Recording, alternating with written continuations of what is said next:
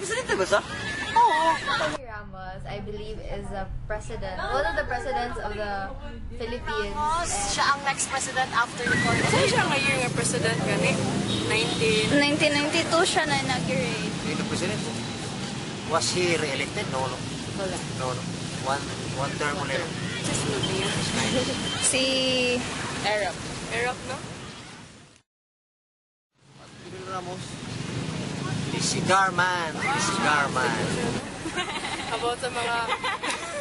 Naisik ko siya about sa kanang mga... Fidel Ramos is the richest man in the Philippines now. Pero kwan na siya. Anong kurang siya na siya.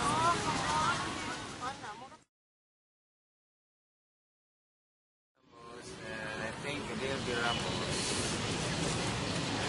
First thing, I like Fidel Ramos. I have nothing to say about his during his time as president. We seldom or I have not heard corruption under his administration. No, not like Iraq, not like. And I also knew that he had many contributions to the country, and he was a good president. Okay. Let's go. No negative. No. Ako din, under his administration. He's done something ba? But we heard from the newspaper, from the TV, from the radio regarding his there was no what we call this, no, what term is this? Forgot the term. Sa Bisaya pa, wagi kasulti mga tao niya. Why sa utang mo Bisaya pa. Pilipina, okay kayo sa under his administration, okay ka Philippines. He's good. As president.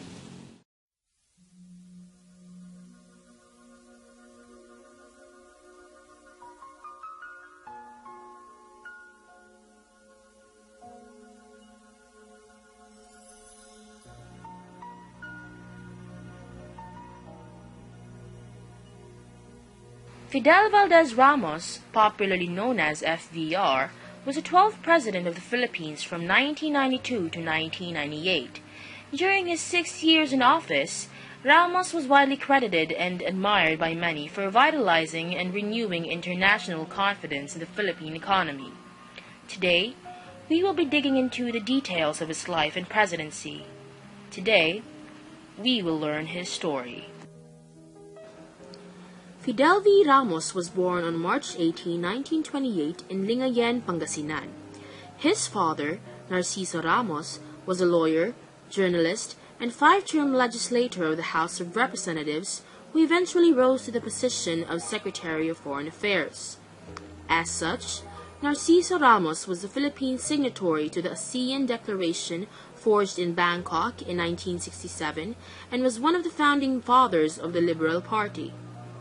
His mother, Angela Valdez Ramos, was an educator, woman suffragette, and daughter of the respected Valdez clan of Batac, Ilocos Norte, making him a second-degree cousin to Ferdinand Marcos.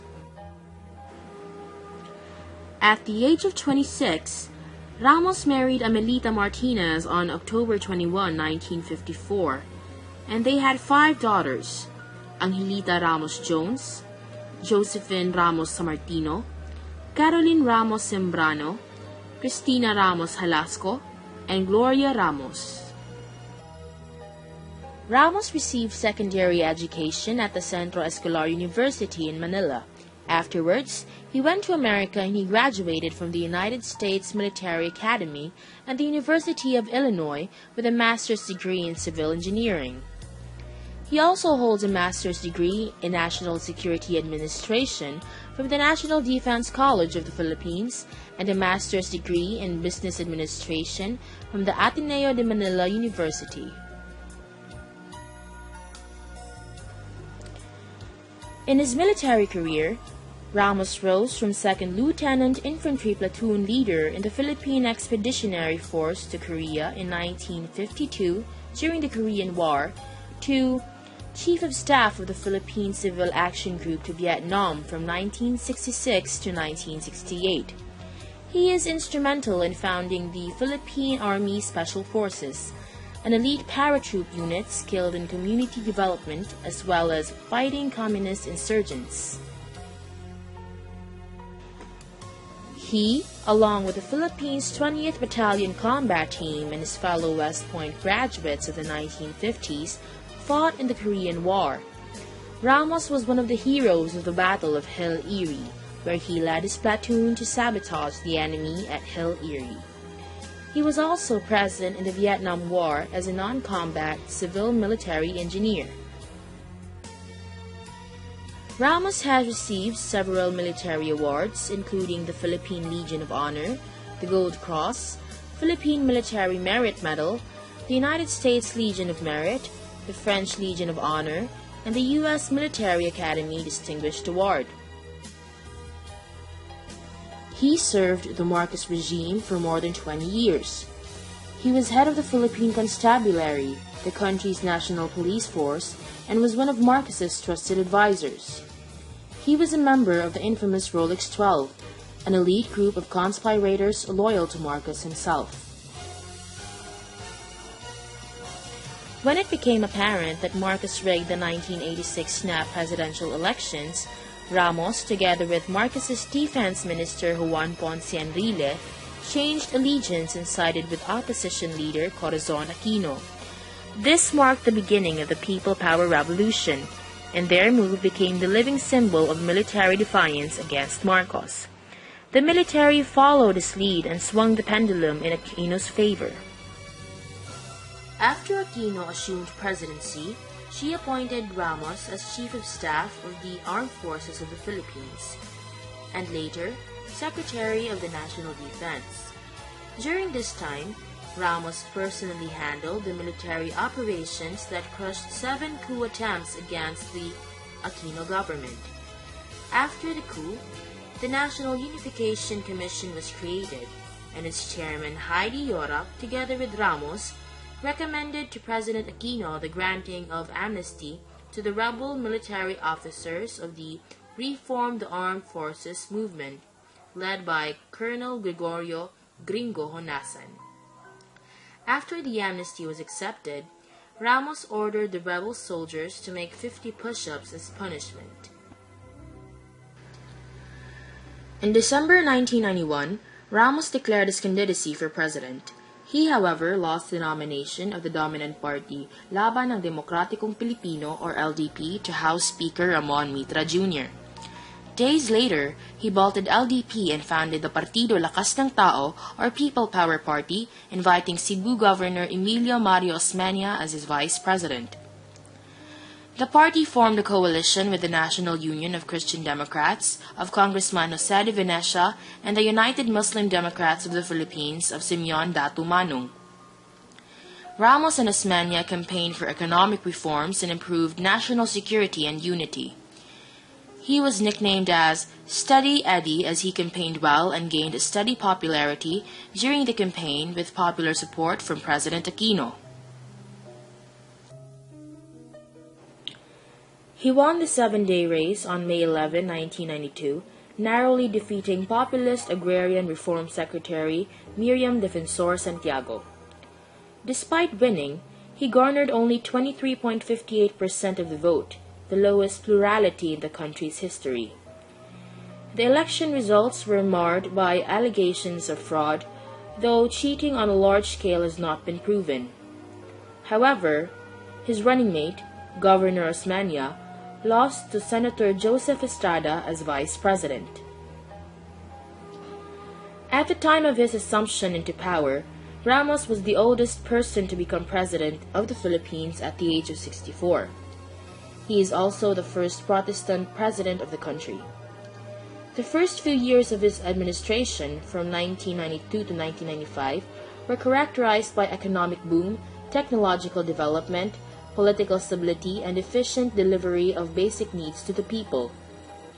During this time, he advocated party platforms as outlined an agenda of governance. As in his case, He was the first Christian Democrat to be elected in the country, being the founder of Lakas CMD or Lakas Christian Democratic Party. He was one of the most influential leaders and the unofficial spokesman of liberal democracy in Asia. The following are some of the laws and programs that have been implemented during his administration.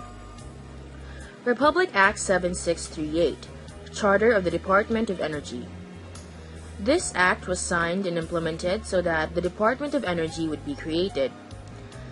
This department rationalizes the organization and functions of government agencies responsible for the management of energy in the Philippines.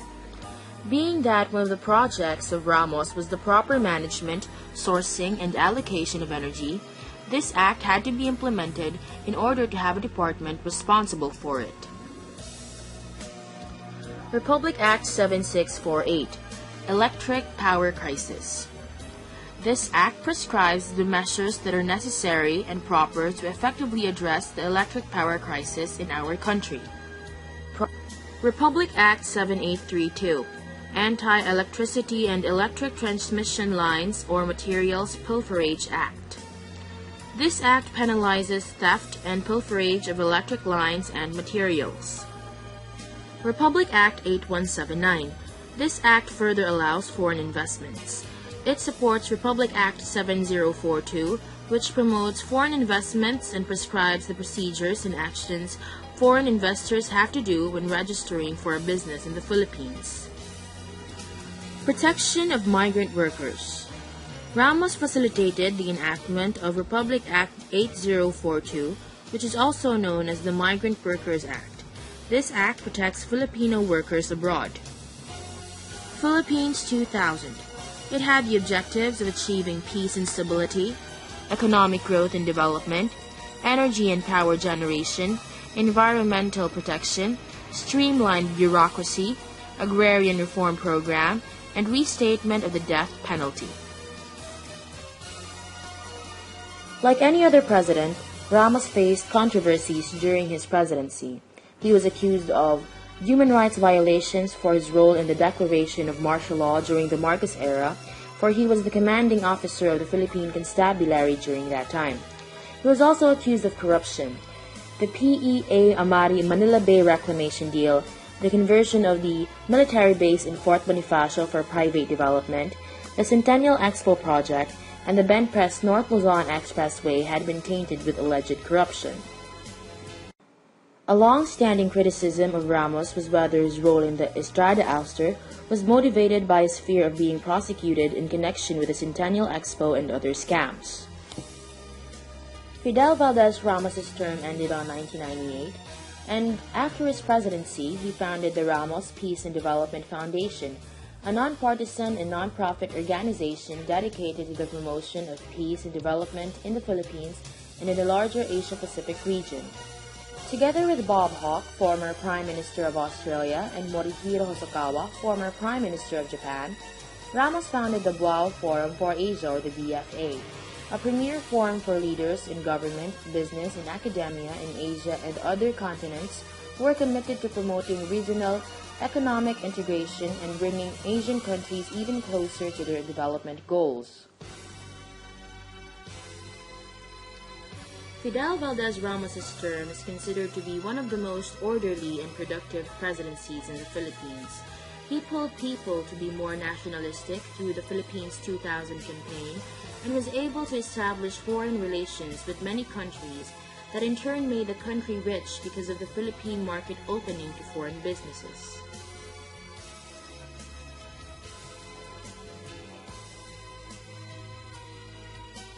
I hope this video has been helpful to you in learning about the 12th President of the Philippines, Fidel Valdez Ramos. At the near end of this video are additional Did You Know facts that might interest you. Thank you for watching and enjoy your day.